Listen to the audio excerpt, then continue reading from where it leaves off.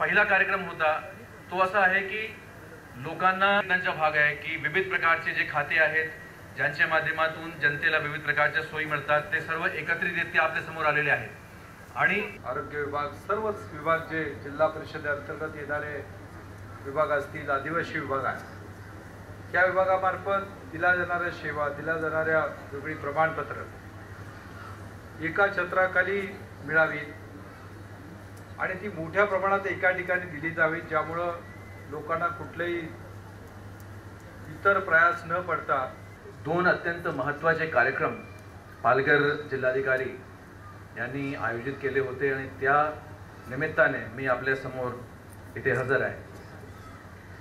पहिला कार्यक्रम मनोरला झाला, त्यामध्ये आपले सरकार सेवा केंद्र अशा स्वरूपाचा एक अत्यंत महत्त्वपूर्ण उपक्रम याची सुरुवात या जिल्ह्यामध्ये करण्यात आली। लोकांपर्यंत पोहोचवायला अधिकाऱ्यांना मदत होणार आहे।